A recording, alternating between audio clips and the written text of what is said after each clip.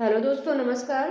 चलिए हम लोग स्टार्ट करते हैं अपना वीडियो। आप लोग जानते होंगे कि जो पीसीएस हुआ, यूजीसी नेट हुआ, टीजीटी, पीजीटी या फर्स्ट ग्रेड हुआ, जो क्वेश्चन पूछे जाते हैं उस पॉइंट पर हम लोग चर्चा कर रहे हैं। आप लोगों को बता दें, आप लोग अक्सर बोलते रहते हैं मैम इसका सिलेबस कंप्लीट करवा दीजिए, उसका सिलेबस कंप्लीट करवा दीजिए।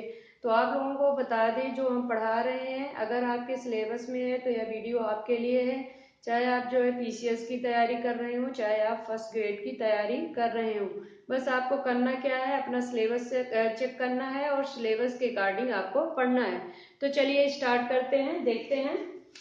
पहला पॉइंट, एक क्वेश्चन पूछा जाता है सामाजिक समझौते का सिद्धांत जो है किससे संबंधित है। सामाजिक समझौते का सिद्धांत जो है किससे संबंधित है।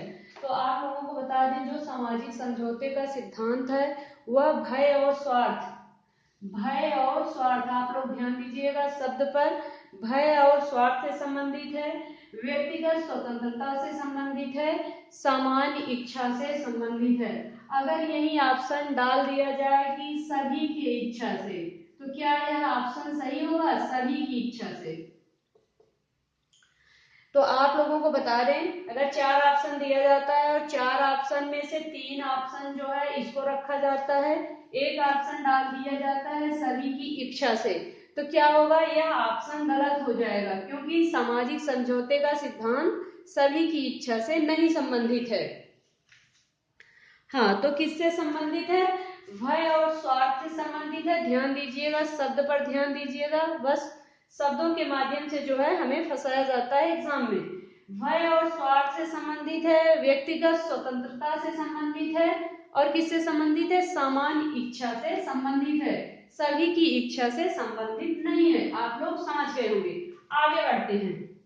एक क्वेश्चन और पूछा जाता है, सामाजिक संविदा के सिद्धांत को जो है वर्तमान रूप में पुनर्जीवित किसने किया? एक बार फिर से पढ़ देते हैं। सामाजिक संविदा के विचार को वर्तमान नए रूप में पुनर्जीवित किसने किया? तो आप लोगों को बता दें कौन सही होगा।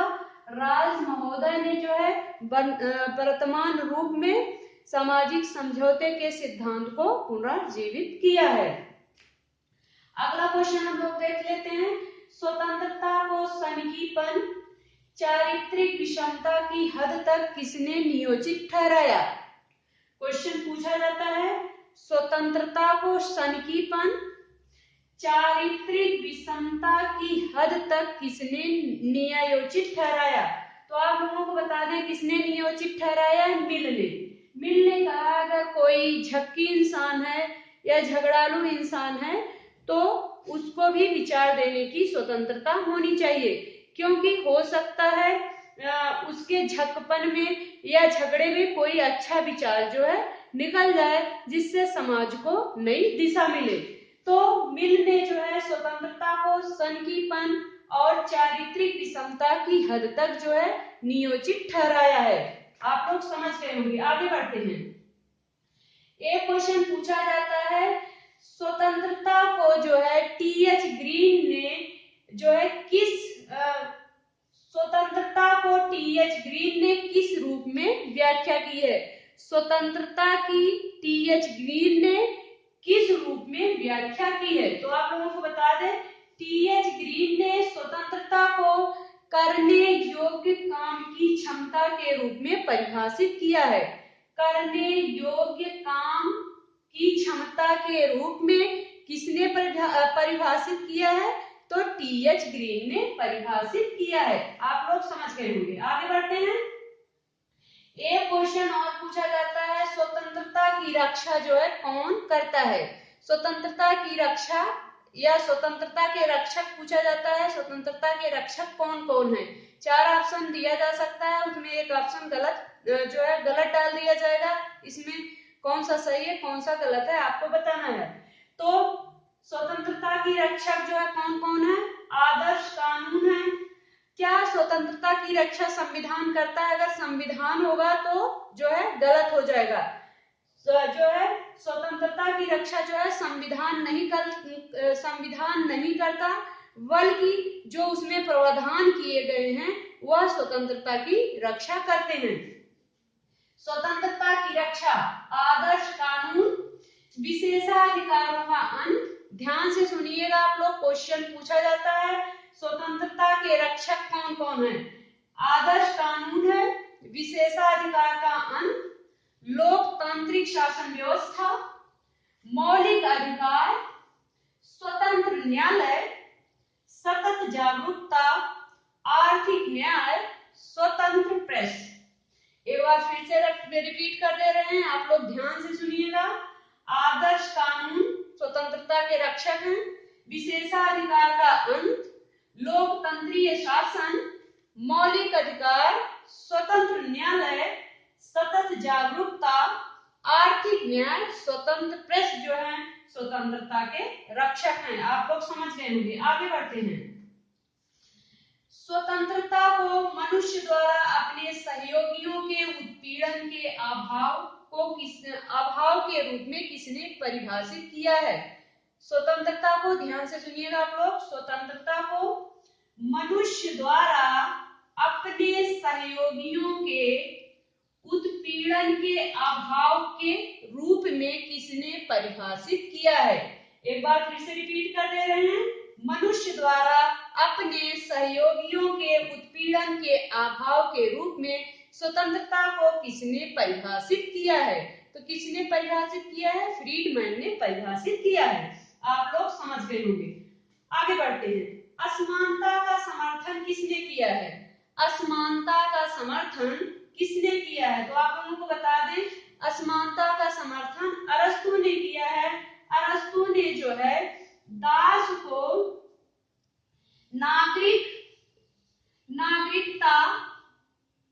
नागरिकता और अर्थ से वंचित करना चाहता है। अरस्तु का सिद्धांत जब आप पढ़ेंगे स्वतंत्रता के बारे में, तो उन्होंने असमानता के सिद्धांत का समर्थन किया है। उन्होंने दास को नागरिकता का अधिकार और अर्थ का अधिकार देने से मना किया है। तो असमानता के सिद्धांत का समर्थन कौन करता है? मोस्ट इंपॉर्टेंट है, ध्यान दीजिएगा आप लोग। अरस्तु ने जो है असमानता के सिद्धांत का प्रतिपादन किया है। आप लोग समझ गए होंगे। आगे बढ़ते हैं।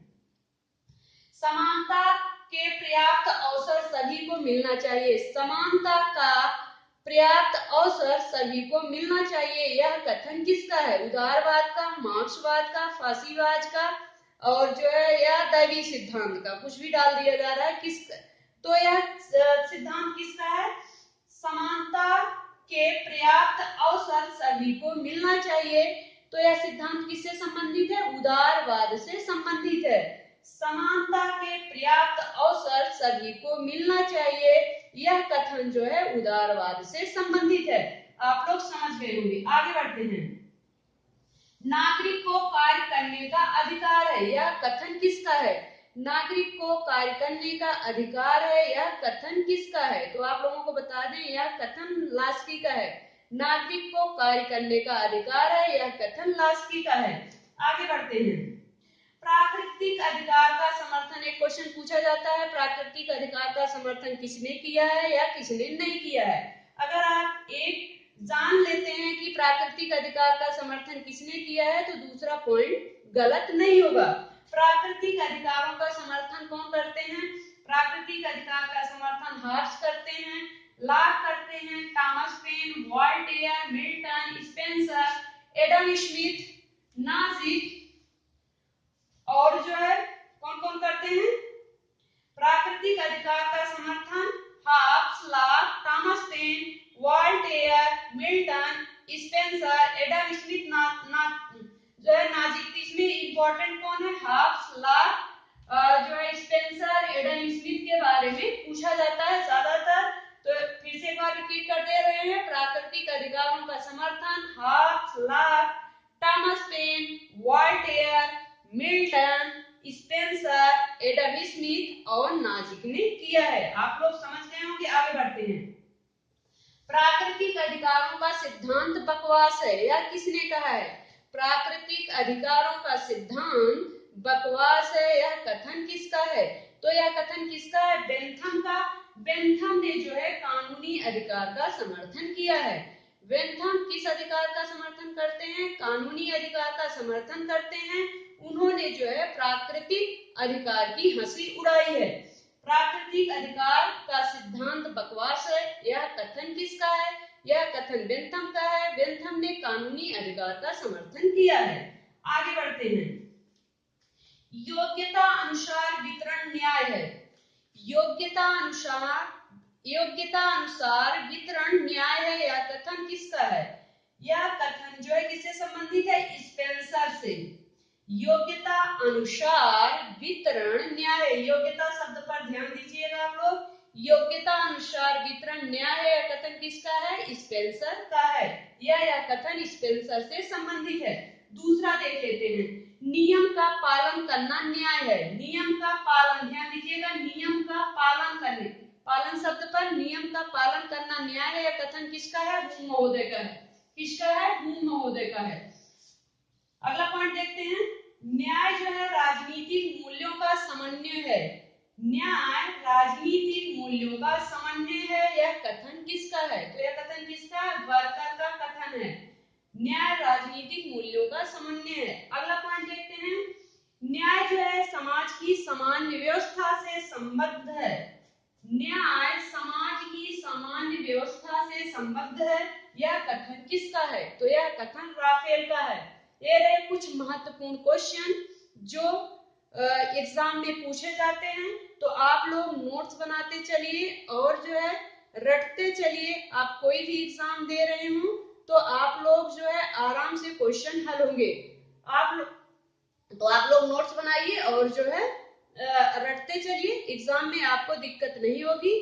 तो प्लीज आप लोग देखिए और जो है चैनल को आप लोग जो है शेयर, सब्सक्राइब और लाइक भी कर दिया करें। धन्यवाद।